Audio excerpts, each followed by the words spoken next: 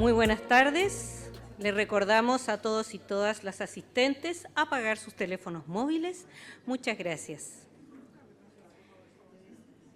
Entonces damos inicio a la jornada de la tarde y agradecemos a quienes están en este salón y a quienes nos acompañan de manera virtual. Les recordamos estar atentos a la encuesta sobre su percepción de la actividad, código QR, que proyectaremos al término de la mesa y al final del evento.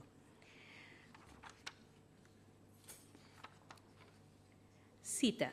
Según las palabras del Papa Francisco, han pasado ya 8 años desde que publiqué la carta encíclica Laudato Si, cuando quise compartir con todos ustedes, hermanas y hermanos de nuestro sufrido planeta, mis más sentidas preocupaciones sobre el cuidado de la casa común. Es un problema social global que está íntimamente relacionado con la dignidad de la vida humana. Laudato Dem. Retomamos así nuestro congreso con la mesa y conversatorio sobre ecología integral a escala humana. Cada persona es no solo parte, sino también protagonista de la vida de la casa común. Abordar el desafío desde alguno de los bienes humanos es parte de esta mirada integral. Esta vez nos acompañará Pablo Vidal como moderador experto en temas de ecología y sostenibilidad. Pablo Vidal es ingeniero civil industrial de la Universidad de Chile, cuenta además con estudios en sostenibilidad corporativa e innovación, además de desempeñarse como profesor de estas temáticas en varias universidades. Pablo lleva más de 20 años apoyando grandes compañías en sostenibilidad empresarial y actualmente es gerente general de Sustenta Más y es miembro de varias iniciativas sustentables, tanto empresariales como de impacto social. Fue coordinador general de la Comisión de Sustentabilidad de la visita a Chile del Papa Francisco en el año 2018. Invitamos entonces al señor Pablo Vidal a subir al escenario junto a los participantes de esta mesa, grandes expertos en temas de ecología humana. Por favor, invitemos a subir al escenario al doctor Román Guridi, Óscar Pérez y a la doctora Paulina Taboada. Pablo Vidal entonces presentará a cada uno de nuestros panelistas. Les recordamos a continuación que pueden hacer llegar sus preguntas con nuestras anfitrionas. Muchas gracias y esperamos disfruten este conversatorio. Un aplauso para ellos.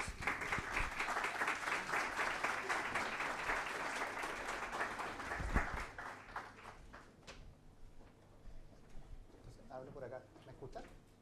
No. No todavía. Allá. Tengan paciencia, tengan paciencia. Me dijeron que el almuerzo estuvo rico, ¿no? Sí. Qué bueno. ¿Ahora sí? Ahora sí. Hoy, primero que todo, quiero darles las gracias por la invitación. Confieso que estoy súper entretenido con esto. Para mí es un honor poder moderar este panel, sobre todo porque justo estábamos conversando un poco de eso antes. Ecología integral a escala humana. Yo creo que hay algo que he ido descubriendo como católico, particularmente en los últimos años, desde la visita del Papa Francisco a Chile, que los católicos tenemos quizás la oportunidad de mirar todo este enfoque de la ecología con esta óptica humana, con la óptica de la dignidad. Y yo creo que eso nos distingue y yo creo que es una fortaleza que me encantaría que todos de este congreso salgan después de la conversación de este panel. Entonces, para hacerlo entretenido, trajimos a los expertos en esta mirada de la escala humana, ¿ya? Quiero presentarles rápidamente a cada uno de ellos para que los conozcamos, porque les vamos a sacar el máximo provecho en la conversación hoy día. Primero voy a presentar a la doctora Paulina Taboada. ¿Sí? ¿Está bien? Casi. Taboada. Perdón, mucho, perdón. Es médico internista con formación en medicina paliativa y doctora en filosofía por la International Academy of Philosophy. ¿Estoy lo correcto? Actualmente ocupa la posición de docente investigador en la Facultad de Psicología y Humanidades de la Universidad San Sebastián, en Santiago de Chile. Anteriormente fue académica de la Facultad de Medicina de la Pontificia Universidad Católica de Chile, donde dirigió el Centro de Bioética y el programa de Magíster en Bioética. Además fundó el Comité de Ética Asistencial del Hospital Clínico de la Red Salud UC Christus. En 2010 obtuvo el premio Manuel Velasco Suárez a la excelencia en bioética. ¿Sigo lo correcto, no? ¿Cómo sabes eso? Le pregunté a ChatGPT, por eso toda esta información. Ha participado en proyectos de investigación y ha publicado en los campos, de bioética, ética clínica, antropología médica y medicina paliativa, y es miembro correspondiente de la Pontificia Academia para la Vida de Vaticano desde el 2005. ¿Sí? Sí es. Súper, un aplauso para la doctora Paulina. ¿Te puedo decir Paulina o no? Ya, sí, porque eso como de doctora como que ya me complicó, sino que tendría que pedirle a cada uno. Sigo en el orden. Óscar Armando Pérez, ¿sí? Colombia. Bienvenido. ¿Llevas días acá en Chile? 2 días. 2 días, bienvenido a Chile entonces. Licenciado en Educación Religiosa y Filosofía y Letras, magíster en Investigación en Problemas Sociales Contemporáneos, máster en Calidad y Excelencia Educativa con especialidad en Coaching Educativo. Actualmente es secretario general de la Confederación Interamericana de Educación Católica, el CIEC, secretario regional para América y vicepresidente de la Oficina Internacional de Educación Católica, el OIEC. ¿Sí? Súper. Hace la pega la inteligencia artificial. Ha trabajado en varios colegios y universidades católicas de Bogotá y sus investigaciones se centran en el análisis de la realidad social, las culturas infantiles y juveniles, la familia, la escuela católica, la pedagogía de la fe y la educación en el mundo contemporáneo y posmoderno. Además, ha sido asesor del CELAM y de la Conferencia Episcopal de Colombia, director y editor de la revista Educación Hoy, autor y revisor pedagógico de los libros para la educación religiosa, conferencista y asesor de congregaciones religiosas, federaciones de escuelas católicas y colegios de inspiración católica. Muy bienvenido, Óscar. Otro aplauso, por favor.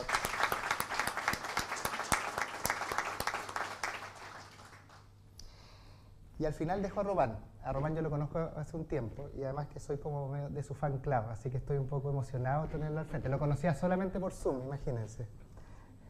Román Guridi, y además que fue el único de los 3 que hizo la tarea. Todos los demás me mandaron unos currículums gigantes que tuve que pedirle al chat que me lo resumiera un poco, ¿no? Román es doctor en teología del Boston College y magíster en filosofía y teología del Centro... No lo voy a decir, dilo tú. Centro C. Ya, listo, ustedes entendieron. Académico de la Facultad de Teología de la Pontificia Universidad Católica de Chile, actualmente es director de vinculación con el medio de la Facultad de Teología de la Católica. Es autor de varias publicaciones en el ámbito de las religiones y la ecología, como el libro Ecoteología hacia un nuevo estilo de vida. Así que es un ecoteólogo, para que sepan. Además de los artículos de teología y crisis ecológica, nuevos problemáticos y perspectivas de futuro de la ecoteología, estudios eclesiásticos y 6 ideas fuerza para una incidencia eclesial localizada y pertinente hacia el cuidado de la casa común del CELAM. Perdonen, es que es mucha información y este teléfono como que no me está ayudando mucho. Un aplauso para Román también.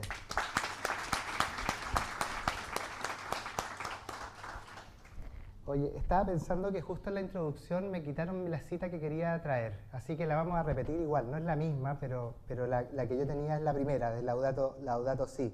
Y quiero poner eso para empezar a instar la conversación a donde los quiero llevar. El Papa Francisco en Laudato Si habla de que no hay 2 crisis, una social y una medioambiental, sino que una sola crisis compleja, crisis socioambiental.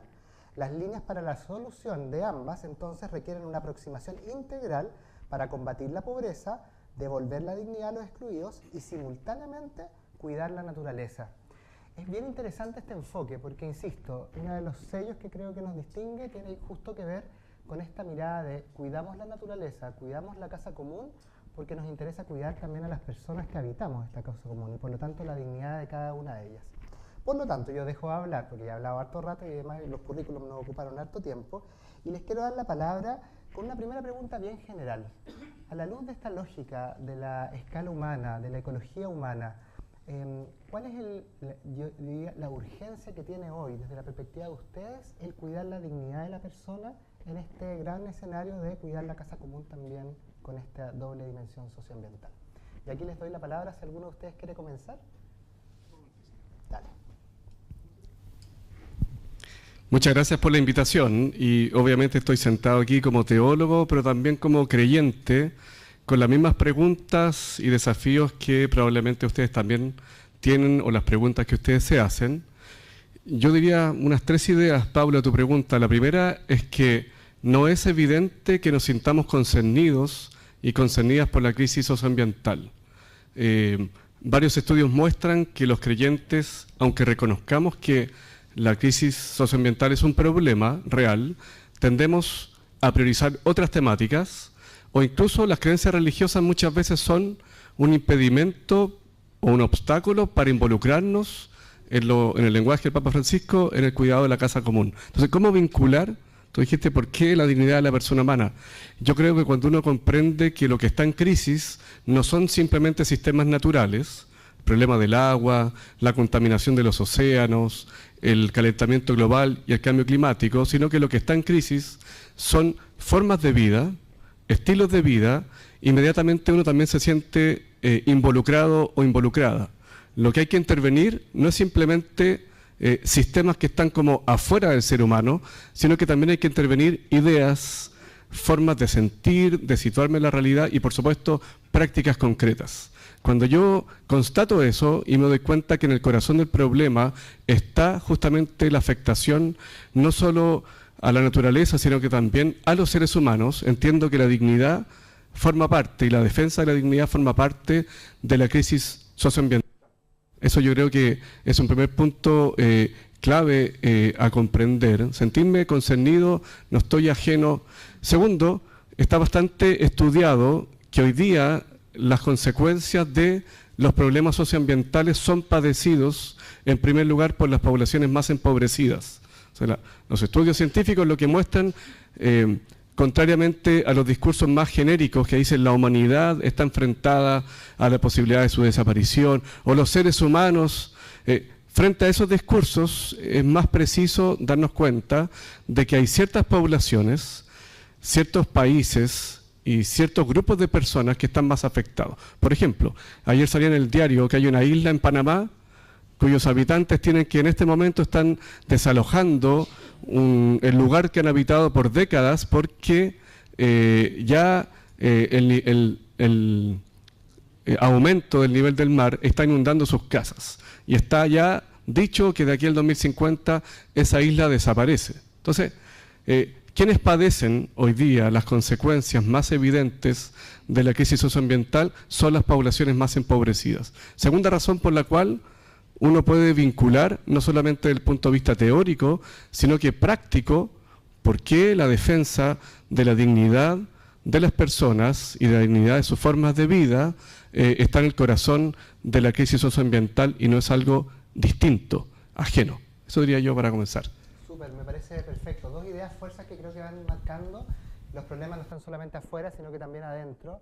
Y esta como sensación que el Papa Francisco ha insistido mucho, que finalmente el costo del impacto ambiental lo terminan pagando las personas menos favorecidas. ¿Cómo lo ven ustedes desde la perspectiva quizás más social? A ti, Oscar, te toca desde el mundo de la educación y a ti, Paulina, también desde el mundo también del cuidado y de la protección de la persona.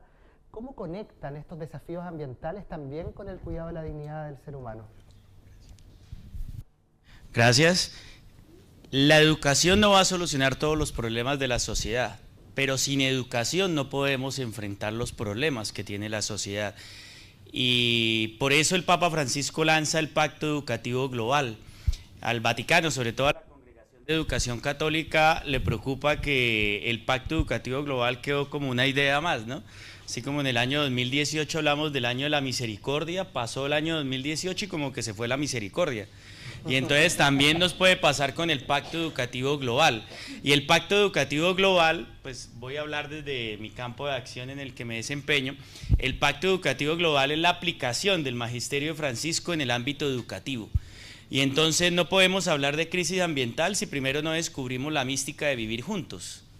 Y es claro en Evangelii Gaudium, pero también se nos viene que la crisis ecológica también es un problema humano y no se puede desatender. Y en el mismo Laudato Si nos propone en la última parte que es necesario colocar atención a los niños, a la escuela, porque en la escuela se colocan esas semillas del cuidado, pero también esas semillas del buen trato. E incluso, generalmente, estoy en un ámbito universitario, en el ámbito educativo siempre se habla que los mejores profesores son los profesores de universidad, ¿no? Tenemos, pero el mismo Papa en uno de sus discursos siendo cardenal en Buenos Aires decía que los mejores profesores deben ser los de preescolar y primaria, porque ahí se colocan las semillas de ese cuidado. Esta mañana hablaban del cuidado y el Papa Francisco cuando inicia su pontificado nos viene a hablar de custodiar, fue la primera homilía de San José, y nos dice que tenemos que recuperar la vocación de custodiar, y eso hay que empezarlo desde la escuela. Por eso la escuela tiene que dar las herramientas primero para recuperar o renovar el pacto natural con la tierra. Leonardo Boff dice que de una u otra manera Laudato Si retoma la Carta de la Tierra, ese documento que quizás se nos ha olvidado, ¿no? Y es, si queremos lograr cambios, primero tenemos que retomar un cambio de mente, hay que cambiar los paradigmas. Esta mañana ya lo decía Emil Secuda, cómo es necesario cambiar esos paradigmas que a veces nos impiden cambiar, ¿no? Pero no podemos lograr cambios si no cambiamos también el corazón, porque somos seres humanos que vivimos con otros seres humanos y trabajamos. Pasa en el ámbito educativo, cuando hablamos de innovación a veces traemos a los mejores gurús de educación, pero si el profesor no quiere cambiar no lo hace. Lo mismo pasa con el niño, se lo puede obligar a rezar, pero no a que crea, se lo puede obligar a que tenga sueño, pero no a que duerma, ¿sí? A que duerma, pero no a que tenga sueño, perdón. Y entonces para nosotros es clave porque la educación tiene que primero lograr esas claves del equilibrio, el equilibrio con uno mismo. No le puedo pedir a un niño con baja autoestima que cuide la casa común.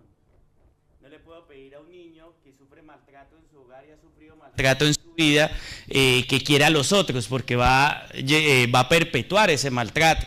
Pero no le puedo pedir a un niño que valores, desarrolle su espiritualidad si tiene baja autoestima, cuando ya los estudios nos dicen que la inteligencia espiritual o la espiritualidad se desarrolla en el mismo lóbulo donde se desarrollan las emociones. Entonces para nosotros la educación es clave y por eso el Papa insiste en el Pacto Educativo Global, que hay que reconstruirlo, es decir, que todos tenemos que estar comprometidos en recuperar la dignidad del ser humano. Por eso él nos pone 7 puntos o 7 objetivos claves, y entre esos 7 objetivos claves, primero es colocar a la persona en el centro, como usted lo mencionaba. A veces en nuestros colegios y universidades hablamos que el centro es el alumno, pero cuando uno visita los colegios, eso es una gran mentira, porque el centro es cumplir las normas del gobierno, el centro es el currículo, los temas, y nos olvidamos que el niño tiene sueños, tiene ilusiones. Y entonces el pacto educativo es un grito de guerra, que el Papa nos está diciendo, de nada nos sirve seguir con el mismo modelo educativo si no logramos cambios. Esta mañana con Emil se le decía, ¿cuántos de nosotros no nos obligaron a aprender en el colegio los nombres de los ríos? Pero nunca nos enseñaron a cuidar el agua. ¿A cuántos de nosotros nos enseñaron desde la escuela a hacer un ensayo, pero no a que escribiera libremente, sino a que el ensayo respondiera a lo que el profesor quisiera? Por eso el pacto educativo es el culmen del magisterio de estos 8 o 10 años de Francisco, donde nos dice a los maestros, ustedes son clave, pero es necesario involucrar a todos los sectores políticos, porque la educación, a veces los políticos se preocupan solo por la educación, ya sea lo último. Para ellos es más importante inaugurar un puente que les da votos, ¿no? Los procesos educativos son a largo plazo. Por eso el Papa dice, involucren a la sociedad civil. No solamente los maestros debe estar la sociedad civil, los medios de comunicación, incluso por eso el Papa nos invita a hablar de formación integral, algo que hemos olvidado. Nosotros acabamos en el Congreso de CIED, de la Escuela Católica de América, 3 días un Congreso de Educación Católica, y hablamos de formación integral y de cuidado de sí, pero duramos sentados 3 días escuchando conferencias. Y entonces decíamos, ¿qué formación integral cuando no somos capaces de interactuar, de jugar, de tener otras formas? Y nos inventamos la fiesta. Y fue interesante cómo la gente en la fiesta aprendió a mirarse a los ojos, a compartir, a dialogar con nosotros, a darse cuenta que el otro es distinto, pero no es mi enemigo. Y entonces por eso, para la CIEC, la Confederación Interamericana, El pacto educativo es el cauce por el cual nosotros queremos llevar este compromiso con el medio ambiente, y todo compromiso con el medio ambiente nos invita a soñar. Y nosotros tenemos que tener sueños e ilusiones, porque los sueños e ilusiones son los que nos permiten caminar. Construimos caminos en la medida que podemos soñar y podemos seguir teniendo ilusiones. Oye, me quedé con una idea, tengo muchas preguntas, pero una de las ideas que quiero dejarles y que me llamó muchísimo la atención: no podemos aspirar a cuidar la casa común si no tenemos resueltas las cuestiones básicas a veces de la dignidad, del corazón, de lo que pasa dentro de la persona. Dijiste muchas más cosas, vamos a seguir profundizando, pero ahora quiero entrar en el ámbito ya del cuidado de la persona misma, de lo que te ha tocado explorar, Paulina. ¿Cómo lo ves? El rol que juega hoy día el cuidado de la dignidad en este escenario de cuidar la casa común y cuidar a las personas. Yo creo que esto como que muchas gracias. Bueno, primero agradecer a la Universidad Santo Tomás y a Esther la invitación a participar en esta interesante iniciativa. Y bueno, yendo directamente a la pregunta, y fue de alguna manera lo que también en el vínculo que hiciste entre la idea de la crisis medioambiental y la idea o socioambiental y la dignidad humana, ¿no? La encíclica sobre la dignidad infinita. Yo pienso que la crisis actual, en realidad, en el fondo, es una crisis antropológica. He llegado a ese convencimiento, o sea, una crisis de la idea de ser humano que tenemos. Y tú me dices, ¿cómo lo vives tú, cómo lo has visto en el ámbito de la medicina, de las ciencias de la salud y de la educación médica, que es a lo que yo me he dedicado durante muchos años? Cada vez me va reforzando la idea de que no tenemos como bien claro quiénes somos nosotros como seres humanos y cómo estamos llamados a cuidar esta casa común. Lo puedo graficar con ejemplos de alumnos que tienen dificultad de tener un curso de antropología en la que se trate de analizar qué es lo específico del ser humano y se hable de dimensiones como la capacidad de conocer la verdad, la capacidad de amar, la capacidad de apreciar la belleza también de la naturaleza, porque de alguna manera perciben que con eso hay algún mensaje subliminal de valorar menos a los animales. Y eso para ellos es absolutamente intolerable. Entonces, hay alumnos que se acercan y dicen, pero tengo dificultad con esto que me está diciendo. Yo, si no es que no esté valorando a los animales, al revés, los valoro mucho. Son nuestros amigos, nuestros hermanos, pero que el ser humano tiene algo diferente y eso lo miran con recelo. Y creo que tratar de invitar a pensar, a reflexionar quién es el ser humano y cómo nos cuidamos entre los seres humanos es hoy día urgente, porque vemos en el ámbito educativo también que la violencia y el bullying están a la orden del día, pero hay mucho más sensibilidad para cuidar a los animales. Y los alumnos, la mayoría, tienen mascotas y entienden muy bien que cuidar a la mascota es algo muy valioso, pero cuando, por ejemplo, tratamos el tema de la amistad y de los tipos de amor, y uno les habla de que para ser amigo de alguien hay que querer el bien para esa persona y hay que tener algo en común. Y dice, ¿puedo tener una amistad con mi perro? Yo le digo, mira, en estricto rigor eso no puede llamarse amistad, porque tu perro no te puede compartir a ti su intimidad y tú, aunque le cuentes de tu intimidad, no tienes certeza de que el perro lo está entendiendo, qué es lo que te está pasando. Entonces, hay alguna intuición a lo mejor, pero hay esa dificultad de entender que hay una especificidad en el ser humano, una naturaleza humana, un modo de estar hecho el ser humano que tenemos que reconocer y cuidar. Y a veces veo en los alumnos que hay más disposición a cuidar a mascotas que a cuidar a seres humanos. Y doy algunos ejemplos concretos. A una alumna, hace pocos días, que tenía a su perro con un problema importante de salud, tenía que llevarlo al veterinario, se acercó antes de la clase para decirme, doctora, ¿me puedo salir de la clase porque mi perro estaba llorando a mares? Y 3 amigas vinieron donde ella, doctora, ¿la podemos acompañar porque su perro? Yo le dije, bueno, puede salir, anda a ver, pero ustedes, por favor, tienen que quedarse en la clase, si no las tengo que poner como ausentes y ustedes asumen, si quieren, váyanse. Y después, en la siguiente clase, vino otra alumna a decirme, ¿sabe qué, doctora? Acaba de fallecer mi tío, estaba con un cáncer, acaba de fallecer, ¿me puedo salir de la clase? Por supuesto, le dije, lo primero. Ninguna de sus compañeras pidió salir con ella. O sea, era más importante el problema del perro que el problema de que se le murió su tío. Eso para captar un poco la sensibilidad de los jóvenes.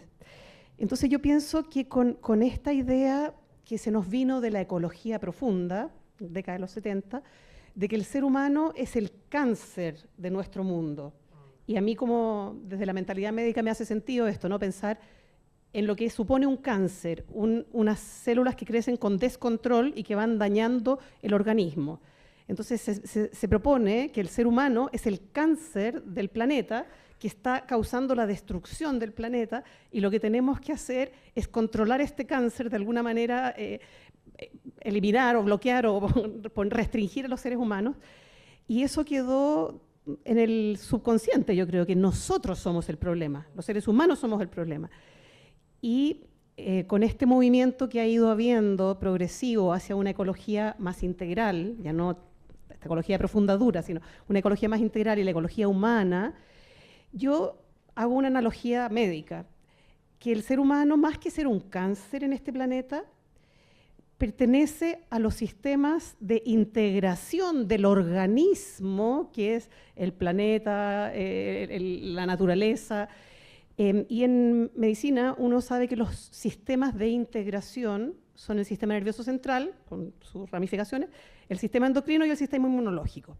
Entonces uno podría pensar, el ser humano tendría que jugar el rol de un sistema integrador de todo este sistema ecoambiental, ser el que a través de su inteligencia y de la capacidad de conocer cómo está hecho el universo, sea capaz de integrarlo, de ofrecer un sistema inmune que reaccione frente a los daños que se están produciendo y los subsane, y un sistema endocrino que va entregando información para generar la energía que se necesita en un lugar, o los músculos que se necesitan en otro, o etcétera. O sea, que el ser humano tiene un llamado a jugar un rol clave, esencial, en la integración del planeta, y no es el cáncer que lo está destruyendo. Esa sería como un poco mi analogía desde lo médico, y ver que en el colectivo de las jóvenes todavía está muy fuerte la idea de que el ser humano es el problema, y que pensar que nosotros pudiéramos aportar algo específico, eso es creernos superiores, y eso es inaceptable. Aceptar que tengamos una dignidad, un valor específico, a los alumnos, a mis alumnos les genera dificultad. Pero es que usted está diciendo que los animales no tienen dignidad. Digo, tienen mucho valor, pero el concepto de dignidad lo reservamos para el valor que tienen los seres humanos. Eso cuesta mucho transmitirlo. Lo dejo como punto de reflexión para Dignitatis Infinita, de cuidar este valor del ser humano que puede tener un rol integrador y no destructor. Yo creo que todavía nos falta trabajarlo. O sea, vamos a seguir profundizando sobre eso. Estaba pensando, ¿qué pasaría si traemos un teólogo, una educadora y una médico a hablar sobre ecología humana? Esto. Quiero que profundicemos sobre entonces esta tensión que se está generando entre llamémoslo la agenda ecológica y la agenda humana, ¿ya? Y ahí, Román, te quiero llevar un poco, tú dijiste o deslizaste esta idea de, parece que este tema no es prioritario, ¿ya? Y de alguna manera los tres transmitieron esta misma tensión. Oye, yo no me puedo preocupar de lo medioambiental si todavía no resuelvo los problemas sociales. Yo no me puedo preocupar de lo social si todavía no resuelvo lo ambiental. Y por otro lado, parece que la tensión socioambiental no estamos muy claros si es tema para todos o no lo es. Sigamos profundizando sobre esa crisis. ¿Cómo estáis viendo esa tensión? ¿Es una tensión real? ¿Es un tema de discusión o debiera ser un tema de discusión, Román? Yo creo que efectivamente es una tensión, y yo lo diría en estos términos. Yo creo que al día de hoy es bastante evidente que no hay una recepción homogénea en la Iglesia Católica del llamado, la invitación al cuidado de la casa común. eso diría yo. Y entonces es bastante claro que uno podría mostrar cómo las iglesias locales, si pensamos en Chile, tienen una trayectoria larga de preocupación por la crisis socioambiental. Aquí se podría destacar, por ejemplo, en nuestro contexto, la iglesia de Copiapó, la iglesia de Aysén. Incluso uno podría decir que el arzobispo de Santiago, Carlos Oviedo, el año 94, hace 30 años, publicó una carta pastoral que se llamó La Iglesia ante el reto ecológico, el cuidado de la casa común. No produjo ningún efecto en la iglesia y tampoco quiere decir que nosotros le dimos el subtítulo de la encíclica. La gente olvidó ese texto, pero son ejemplos de que ha habido una larga preocupación por la cuestión socioambiental y ejemplos todos podemos tener de que eso es así. Y al mismo tiempo todos tenemos ejemplos muy concretos, y eso también está mostrado por estudios sociológicos, que la agenda socioambiental genera mucha resistencia en los círculos de creyentes. Entre otras razones genera por una parte extrañeza, se dice, oye, ¿por qué este tema? Yo he sido católico, no sé, 50 años, nunca me hablaron de esto, como que se puso de moda. Hay duda, y la duda tiene que ver con, ¿esto es para todos? ¿O es para los que les gusta el trekking, fueron Boy Scout, aman la naturaleza? Y entonces sería una espiritualidad como de nicho. Así como está la espiritualidad del catequista, del profesor, estaría la espiritualidad ecológica para los que aman la naturaleza. Y también hay mucha sospecha. ¿Y cuál es la sospecha? Es, ojo, que esto es un caballo de Troya. La agenda verde, la sensibilidad ecológica es tremendamente romántica y seductora, pero de fondo promueve principios, valores y una visión del ser humano que es contraria al cristianismo. Entonces, esa es la tensión. Y hoy día está bastante mostrado por varios estudios que el factor religioso, el hecho de que yo crea, por ejemplo, en Jesucristo, no está siendo determinante en que yo tome opciones en mi vida hacia el cuidado de la casa común. Entonces, hay una tensión verdadera y estoy muy de acuerdo que la reflexión de fondo tiene que ver con cómo comprendemos al ser humano, y esa reflexión tiene que acontecer. Y al mismo tiempo creo que es muy importante, lo voy a decir coloquialmente, bajar un poco la guardia y dejar que estos temas también activen no solo la reflexión, sino que los discernimientos en las comunidades. Eso diría. Súper, muchísimas gracias. Óscar, ¿cómo lo ves tú ya en el territorio, ahí con las escuelas, los niños, a propósito de la educación? ¿Ves esta tensión? ¿Lo ves? ¿Cómo lo viven? ¿Hay una oportunidad también ahí? Bueno, al principio la tensión era fuerte en la escuela, ¿no? Todavía hablar de desarrollo sostenible en la escuela es mal visto. Incluso tuvimos un congreso y me decían, ¿dónde está la agenda oculta? Y yo les decía, la agenda está ahí, como tal. Pero la escuela ya ha ido superando poco a poco este recelo hacia todo lo sostenible y dejar de verlo solo como un espacio propio de la clase de ciencias naturales o quizás de religión, con el cuidado de la casa. La UNESCO entregó un informe que en América Latina las escuelas solo hablan de cambio climático como un tema más de ciencias naturales. Sí, pero ya la escuela, desde el lanzamiento de Laudato Si hace ya cerca de 10 años, empezó a generar procesos. Primero, el reciclaje es una de las técnicas que las escuelas hemos usado, muchos de nosotros desde el colegio hablábamos de reciclaje, pero hoy ya hay una reflexión profunda porque el tema del cambio climático no es un tema solo de ciencias naturales, sino tiene que ver un tema con la vida, ¿no? Y el COVID como que tocó fondo. El Papa unió mucho el COVID con la crisis del cambio climático, entonces eso hizo que los niños empezaran a tomar conciencia de que era importante hablar, de que la escuela empezara a tomar conciencia.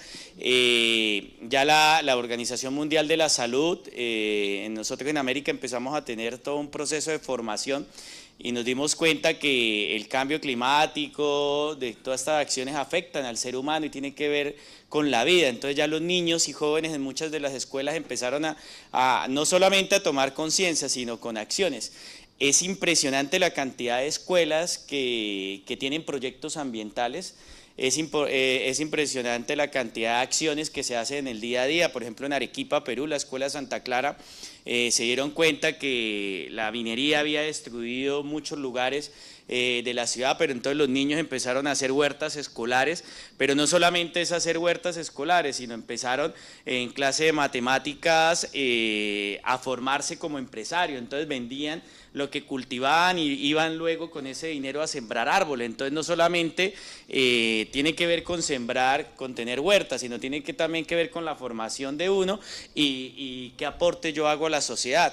Hay escuelas donde han recogido fondos y han organizado los baños, por ejemplo, ¿no? Hoy sabemos que en las escuelas donde más se desperdicia es en el baño, entonces los mismos niños han organizado para reutilizar el agua en las escuelas, y escuelas de escasos recursos, porque también a veces para asumir todas estas acciones hay que tener dinero, ¿no? Entonces, al principio se recibe con cierto recelo, pero ya ha ido generando conciencia, y lo primero es un cambio de mente para cambiar el corazón, porque el corazón es donde dice yo lo quiero hacer, ¿no? Pero también es importante que en todas las asignaturas lo descubran como un tema de formación integral. Esta mañana Milce hablaba del suicidio, y hoy le comentaba a Milce que nos acaba de llegar un estudio que el cambio climático ha hecho que aumente un 5% el número de suicidios en el mundo, y uno dice, pero el cambio climático tiene que ver con la vida. Entonces, ¿qué significa? Que hay que apostarle a esa formación humana desde la primera edad con los niños. Yo insisto mucho en la afectividad y la autoestima de los niños. Tuvimos un estudio sobre la crisis sexual que hay en América, ¿no? Cada vez niñas con embarazos no deseados, embarazos a temprana edad, con abortos. Los jesuitas en Colombia tienen un proyecto de afectividad, y para ellos es clave que la afectividad y la autoestima en los niños es clave para tener niños que no hagan bullying, porque cuando uno se quiere no agrede al otro. Y entonces es importante entender que esa formación humana para enfrentar todos estos problemas ambientales tenemos que apostarle a la formación integral, a una educación distinta que toque la vida, los sueños, ilusiones, pero también enfrentar a los niños con los problemas del día a día. Uno de los problemas, dice Francisco, que hay en la escuela es que la escuela o a veces la universidad es un búnker, como que no toca la vida de los niños. Yo aprendí a ser maestro no cuando terminé mi licenciatura, sino cuando me enfrenté al aula. Muchos de nuestros niños jóvenes salen de la escuela y se dan cuenta, me enseñaron que era la pandemia de la gripe española, pero nunca nos enseñaron a vivir en ella. Y entonces tenemos que pasar de un docente que se preocupa por enseñar contenidos a un docente que se preocupa por qué tiene que aprender el niño en el siglo XXI. ¿Sí? Y la clave está en el factor humano, porque el factor humano es importante. Por eso nosotros tuvimos el año pasado en Panamá un tema que quizás como tocó, reinventarnos como seres humanos. Entonces la gente, pero ¿cómo así reinventarnos como seres humanos? Porque la crisis natural es una crisis humana, y reinventarnos como seres humanos es potenciar todo aquello que nos hace humanos. El amor, por eso el Papa Francisco habla de que la educación es un acto de amor, porque es sacar lo mejor de cada uno. Pero reinventarnos como seres humanos es redescubrir la compasión también con la tierra, es redescubrir la ternura. En América Latina es un continente, en América somos machistas por naturaleza, la ternura es solo de la mujer, pero de redescubrir la ternura es ver al otro a los ojos y descubrir qué tiene, qué necesidades hay, pero también tiene que ver con el humor, ¿no? Dice, si uno es de mal humor, por lo menos tiene que encontrar a alguien que le ayude a encontrar alegría en el día, porque una persona alegre es una persona que cambia. Por eso hemos creado una fórmula de la escuela católica. La escuela católica es igual a conocimientos más habilidades, pero multiplicado por la actitud. La primera clave de la escuela católica, desde lo que manejamos, es formar buenas personas. Porque es incompatible un ecologista que sea mala persona, es incompatible un docente y que sea mala persona, es incompatible un religioso y que sea mala persona, es incompatible un director y que sea mala persona. Por eso la clave en la educación está en formar buenas personas. Ya Francisco lo dijo en el año 2015, en el primer Congreso de Escuela Católica Mundial, le preguntaban al Papa cuál es la tarea de la escuela católica. ¿Formar católicos? Si es así, hemos perdido el año, porque muchos de los niños que salen de los colegios católicos o universidades no quieren volver a las iglesias ni a las misas. Pero entonces el Papa insistía, la primera clave es formar excelentes seres humanos. Y es ahí porque la educación es clave para formar esos seres humanos que la sociedad necesita. Paulina, pensando un poco en tu trayectoria y en toda la lista de los cuidados paliativos, del cuidado de la persona, en esos momentos, en el fondo, quizás donde ya la vida está en su lugar, en su momento más sensible, más delicado, si es que uno lo pudiera presentar de esa manera, ¿cómo ves tú también esta urgencia por salvaguardar la dignidad de la vida hasta en ese momento? Y en el debate también justamente del cambio climático y de estas tensiones ambientales que pareciera ser que a veces uno dice, bueno, como está la escoba afuera, en realidad terminemos rápido acá. ¿Cómo ves tú esa tensión a propósito de tu experiencia? Te agradezco la pregunta porque me llevas a un terreno que me es muy querido, pero antes de abordar esa pregunta o ese tema, si me das permiso, quisiera hacer una reflexión. Estamos en el living de la casa, así que podemos conversar lo que quieras. Entonces, una reflexión en torno a esto que estábamos conversando del medio ambiente, de la crisis medioambiental. Y yo, mientras los escuchaba, pensaba cómo se ha reflejado todo esto en la medicina, en cómo entendemos la medicina.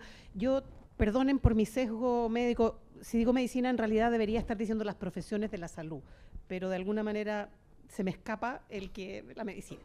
Es que todo esto ha tenido mucha influencia en cómo entendemos nuestro quehacer profesional. Y te voy a poner dos ámbitos que para nosotros han sido un descubrimiento a propósito de esta mejor comprensión de lo que supone habitar nuestra casa y cuidar nuestra casa. Nosotros, como profesionales de la salud, nos hemos dado cuenta que tenemos una enorme responsabilidad de la que no éramos en absoluto conscientes en el deterioro de esta casa común. Porque dentro de las industrias que más impactan en el daño ambiental está la medicina. Están los productos farmacéuticos y los productos de desecho de la atención médica, ni que te digo de la pandemia. Todos los plásticos y las mascarillas y todo eso que se botó, hemos ido adquiriendo conciencia de que como profesionales tenemos una responsabilidad, si puedo decirlo, incluso mayor que el ciudadano promedio, porque nosotros estamos aportando al daño más que el ciudadano promedio. Entonces, eso ha tenido un impacto en la educación médica, en la educación de las carreras de la salud, en el sentido de crear conciencia de que no podemos seguir ejerciendo de esa manera, que tenemos que hacernos responsables. Y para poner un botón de muestra, en el Hospital Clínico de la Universidad Católica, la toma de conciencia de esto llevó a que se estableciera todo un mecanismo de reciclaje de los desechos médicos.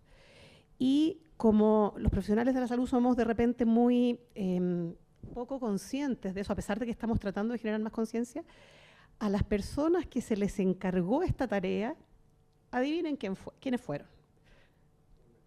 Las enfermeras son muy hábiles en el cuidado, pero claro, cada una está en su unidad, entonces no tiene la visión de todo el hospital, de todo lo que está pasando. Fueron los camilleros, los que transportan pacientes por el hospital, porque ellos recorren todo el hospital. Tienen que ir a buscar un paciente a cirugía, el otro a neurocirugía, el otro a la UCI, el otro a rayos, y recorren todo el hospital y se van dando cuenta de todos los desechos que están produciéndose. Entonces fueron entrenados especialmente y se encargó a uno de ellos la tarea y lo tomó con una responsabilidad que a mí me enternece porque es realmente emocionante ver con la seriedad que se ha tomado su encargo, de poner ojo y de ir ayudando a todo el hospital a crear conciencia de reciclaje. Y se han puesto botes de reciclaje en todos los pisos, en las distintas unidades, y son toneladas las que se reciclan anualmente. Muchas. Entonces, eso es un tema que nosotros nos hemos dado cuenta que nuestra profesión tiene mucha responsabilidad. Quiero hacer ahí antes de que vaya a la otra pregunta, pero se dan cuenta que finalmente aparece un elemento central que tiene que ver con la coherencia. O sea, si vamos a tener este doble desafío socioambiental, la coherencia en la escuela, la coherencia en la vida, la coherencia en el trabajo, se vuelve fundamental como un elemento, en el fondo, para tener en consideración. Vamos a hacer la dignidad en el momento en los cuidados hacia el final de la vida.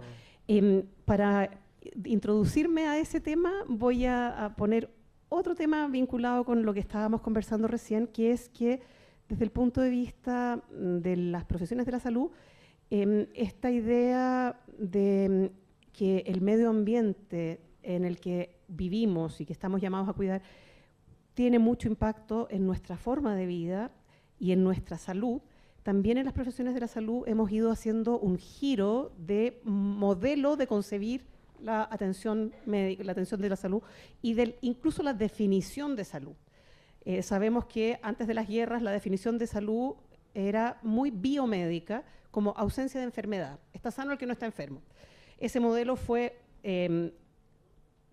corregido, mejorado, después de las guerras mundiales, en que nos dimos cuenta que había muchos determinantes sociales de la salud, porque los padres habían muerto en la guerra, los niños quedaban huérfanos. Entonces la OMS promulgó lo que se llama el modelo biopsicosocial, ¿no?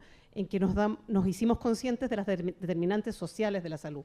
Y eso pasó a ser parte de nuestra formación. Determinantes sociales de la salud como muy importantes al evaluar el estado de salud de alguien. Pero ahora la OMS también ha dado un paso más, que es hacia un modelo biopsicosocio-espiritual de la salud. Y ahí me interesa mucho pedir la opinión de Román después. Román, ¿verdad? Porque esta idea de que la salud es la armonía, el buen fluir, de las dimensiones, de todas las dimensiones de la persona, física, biológica, psicológica, social y también espiritual. Y reconocer que tenemos como seres humanos una dimensión espiritual. Y esto ha sido introducido y promulgado o enseñado, especialmente en el ámbito de los cuidados paliativos. De ahí surgió. La OMS lo tomó de los cuidados paliativos porque los fundadores de los cuidados paliativos, Cicely Saunders y Elizabeth Kubler-Ross, desde muy temprano se dieron cuenta de que para un buen cuidado de las personas, especialmente en un momento tan delicado como es cuando se aproxima la muerte, no basta con que nos preocupemos de su cuerpo, de sus necesidades psicológicas, de sus necesidades sociales, de su red de apoyo, sino que también de sus necesidades espirituales o de sus recursos espirituales. Las personas tienen recursos espirituales y tienen necesidades espirituales. Y cuando se aproxima el final de la vida, esas necesidades y recursos espirituales cobran mucha relevancia porque es un momento en que la persona empieza a confrontarse con cómo vivió su vida, si su vida fue bien vivida, si tuvo sentido, si puede decir que se va con las maletas hechas, como decía Cicely Saunders, la fundadora de los cuidados paliativos, ¿no? Que ojalá podamos ayudar a nuestros pacientes a que se vayan de este mundo con las maletas hechas, es decir, diciendo, viví una buena vida, he dejado un legado aquí, me puedo ir tranquilo, estoy en paz con la vida, con los demás, con el mundo, con el planeta. Entonces, esa dimensión espiritual se empezó a trabajar desde los cuidados paliativos.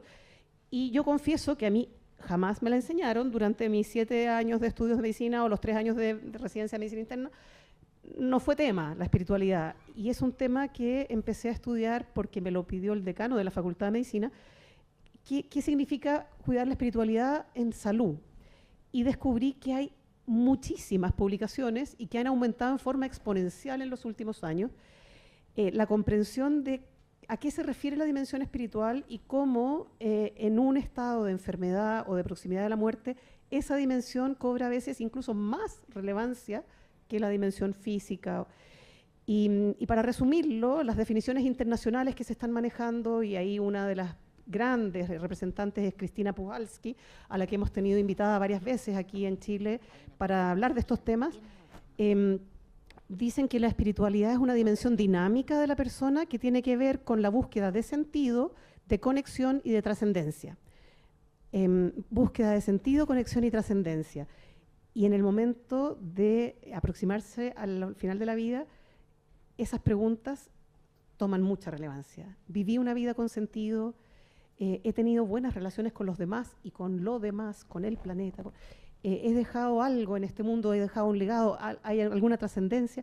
Y entonces, sí, efectivamente, esta dimensión en el ámbito de la medicina ha ido adoptando como cada vez un espacio más grande, porque nos hemos dado cuenta de lo que decía antes, ¿no? Que teníamos una comprensión muy limitada, muy estrecha de quién es el ser humano y de qué necesita el ser humano para ser cuidado en integralidad, en su integralidad. Y entonces, quizá le paso el micrófono, no sé si me lo permites, pero a Román, ¿a qué se refiere esta ecoespiritualidad? Que ese título me dejó con un gran signo de interrogación. Antes que me quites el trabajo de moderador, no, los quiero llevar, me soplaron que ya se nos va acabando el tiempo, así que, pero bueno, vamos a seguir conversando. Los quiero llevar a dos preguntas, en dos dimensiones. Una, voy a aprovechar la pregunta que me compartieron acá, voy a ir un poco al corazón de la pregunta porque es bien extensa, pero en estos últimos minutos que nos quedan, me gustaría preguntarles, porque yo creo que comprendido que efectivamente hay un desafío en esta conexión socioambiental, ¿ya? Hemos puesto varios elementos, la importancia de la dignidad de la persona, la importancia de la educación en este ejercicio, la importancia de mirar al ser humano como una figura integral y también la importancia del diálogo y de poder manejar estos temas. Pero los quiero llevar hacia la solucionática, porque hemos hablado quizás de la problemática, entonces los quiero llevar a la solucionática. Y entonces lo quiero llevar en dos dimensiones. Una, un mensaje más amplio. Podría ser a la Iglesia Católica, aprovechando que nos están mirando, qué sé yo, todos somos Iglesia, por lo tanto una reflexión más amplia. Como católicos, ¿qué cosas podríamos hacer para ir aproximándonos a esta doble dimensión? Y después los quiero llevar a que le hagamos un regalo a la Universidad de Santo Tomás y pensemos a nivel de educación superior. ¿Qué rol puede jugar una universidad en el sentido de entregarnos estos elementos que permitan conectar, que permitan mirar que no hay una sola crisis, sino que hay dos crisis y por lo tanto dos soluciones que podemos ir aproximando? Dos dimensiones, una amplia, una más aterrizada quizás al mundo universitario y la educación superior. Óscar, te atreves a partir tú, ¿no? Desordenemos un poco el orden, para que Román pueda pensar un poquito. Insisto en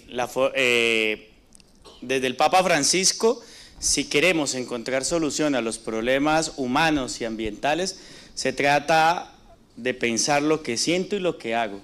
Se trata de sentir lo que pienso y lo que hago y de hacer lo que pienso y lo que siento. Es la formación integral que estábamos hablando.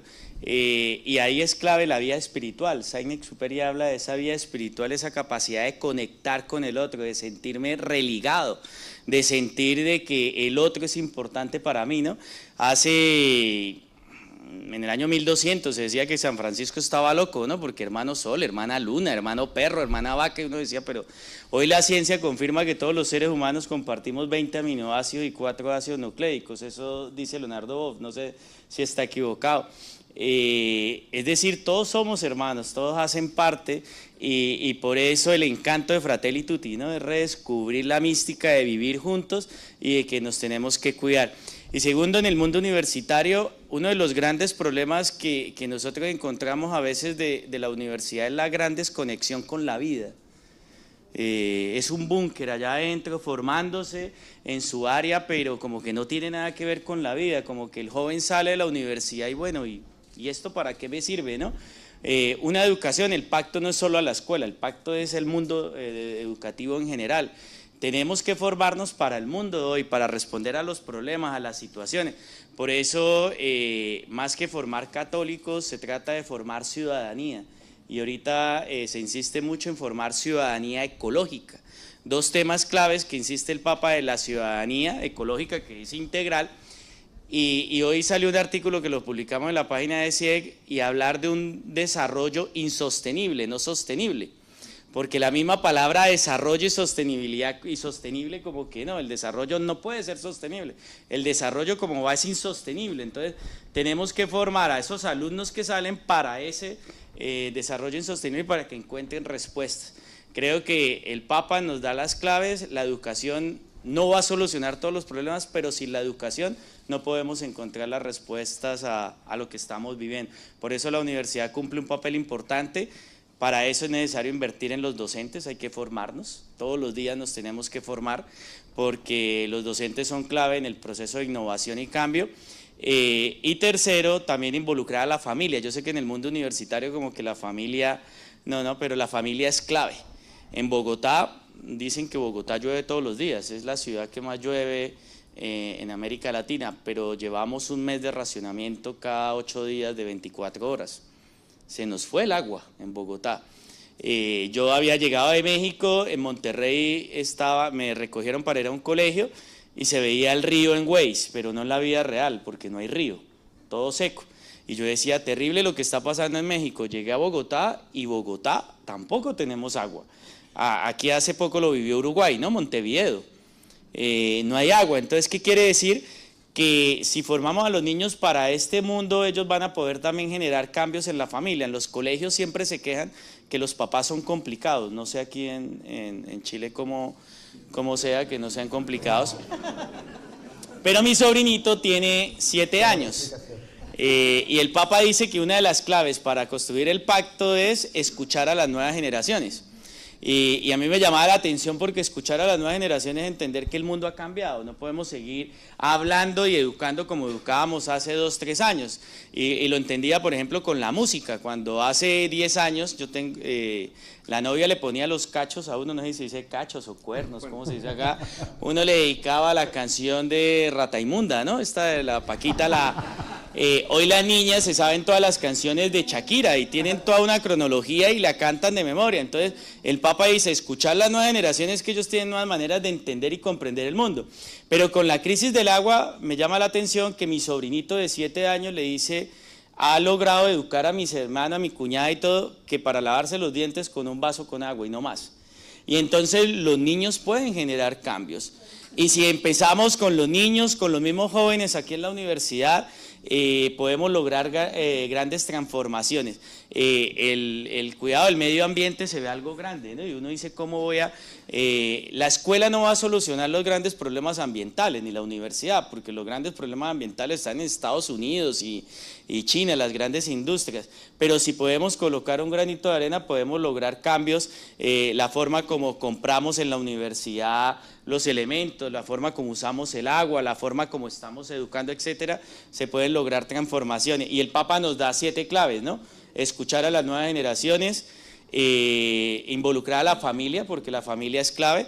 El Papa nos dice también que es importante que desde la escuela y la universidad busquemos nuevas soluciones a la economía, porque la crisis ambiental es un problema también de la economía, no es solamente ambiental. Cuidar el nicho ecológico, porque todo parte del espacio donde yo estoy. Leonardo Boff tiene un libro que habla de las concreciones del cuidado, y me llama la atención porque dice, no podemos hablar del medio ambiente si no hablo, por ejemplo, de mis sueños. Si yo no me cuido como persona, en mis sueños, mis ilusiones, si yo no estoy contento con mi vida, no le encuentro sentido, ¿no? A lo que hago, pues va a ser muy difícil hablar, ¿no?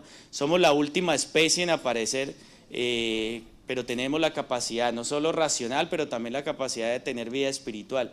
Esa vida espiritual puede ser una herramienta clave para el etos, que tanto hablaba esta mañana del pathos al ethos, pero también para encontrar solución y respuesta a los grandes problemas. Oye, me quedo con la idea para que vayamos haciendo como un check, integrar también lo espiritual en esta ecuación, digamos, social, ambiental, espiritual, salir del búnker, el rol de la familia y la educación, entender a las nuevas generaciones.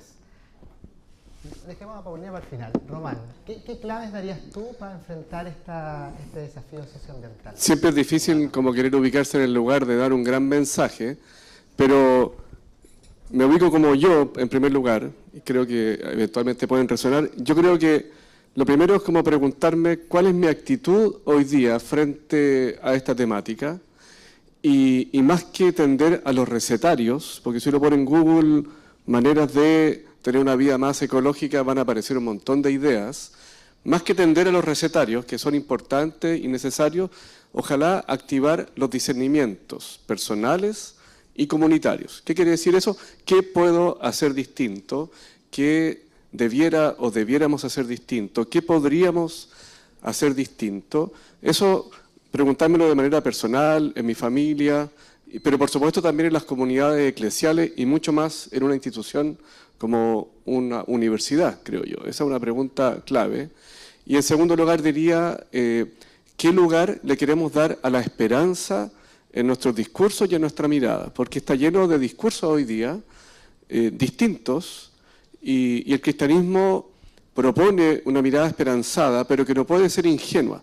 No puede ser la esperanza fundada únicamente en las soluciones técnicas y científicas, pero tampoco puede ser una esperanza que cree que porque nosotros creemos en Dios creador, nada malo va a ocurrirle al mundo, porque la fe cristiana no nos preserva de la catástrofe, sino que a pesar de eso triunfa la vida. Entonces, yo también me haría la pregunta, ¿qué significa tener una mirada esperanzada en este contexto y cuál es el tipo de discurso entonces que asumo personalmente, que asumimos en los grupos y que una institución como una universidad puede asumir? Dicho de otra manera, ¿cuál es el discurso que queremos proponer y en qué medida ese discurso verdaderamente activa discernimientos y transforma a las personas y las instituciones?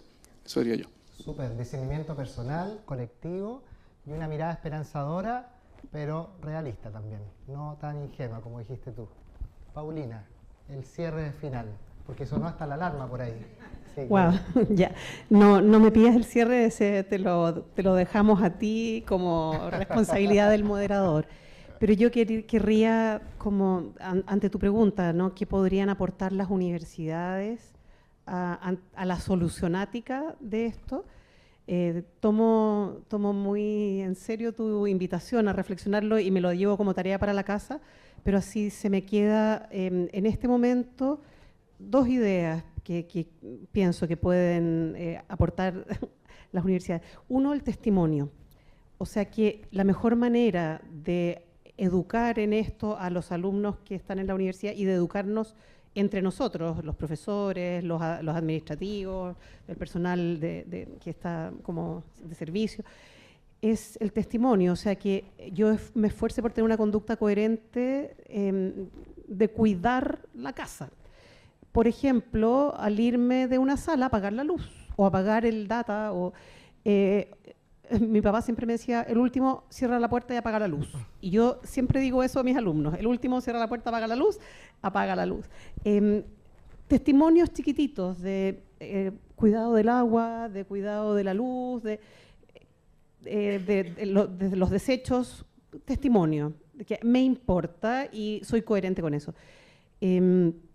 Eso por un lado. Y lo otro es quizá un modelo educativo que acoja una idea que propuso Joseph Ratzinger, que a mí me hace mucho sentido, que es la idea de la razón ampliada, que es que no nos quedemos en los compartimentos estancos cerrados de cada disciplina, sino que todas las disciplinas incluyan dimensiones de antropología, de ética, de sentido y de epistemología. Entonces, que todos los profesores vayan transmitiendo estos mensajes, no solo el que hace clases de ecología integral o en el ramo de no sé qué, sino que en todas las disciplinas se puede introducir esta mirada de quién es el ser humano que está llamado a cuidar, qué sentido tiene la vida en este planeta, cuál es nuestra responsabilidad para con esta casa, que estamos habitando una casa, la habita un ser humano, los animales generan guaridas, pero no casas. Una casa es un lugar de intimidad que se construye, entonces estamos llamados a cuidar eso. Entonces yo pienso eso, la razón ampliada que en todas las disciplinas descubre dimensiones antropológicas de sentido, éticas. Eso sería como mi primera reflexión. Y ahora te paso el micrófono. Lo tengo acá puesto. Quiero cerrar la presentación y me quedo con dos palabras clave. Hablaste de la coherencia y después de la colaboración, del que este tema no sea un tema específico de algunos, sino que ojalá sea un tema de todos. Voy cerrando el panel, nos quedaron 10.000 otras preguntas. Yo les quiero regalar dos ideas no más centrales. Una, espero que después de toda esta conversación probablemente improbable entre un educador, una médica y un teólogo, nos queda la idea clara de que efectivamente cuando hablamos de ecología integral el ser humano no queda desplazado a un lado, sino que es pieza central y fundamental, y tratamos de buscar esa coherencia entre las dos partes. Finalmente cuidamos la casa común porque nos cuidamos también entre nosotros, todos hermanos, como dice el Papa en Fratelli Tutti. Y la segunda idea, que yo creo que también nos queda como a propósito de la esperanza, es que cuando los escucho a los tres, me doy cuenta de que está todo pasando, de que tenemos todo por hacer, de que tenemos que salir aquí con ganas de quizás transformar este mundo y esta sociedad con esperanza, con realidad, y también en el fondo salvaguardando la vida en todas sus formas. Así que los dejamos con un desafío a ustedes y bueno, nada, yo creo que invítenos el próximo año y vemos cómo avanza todo esto. Un abrazo y un aplauso acá para los invitados.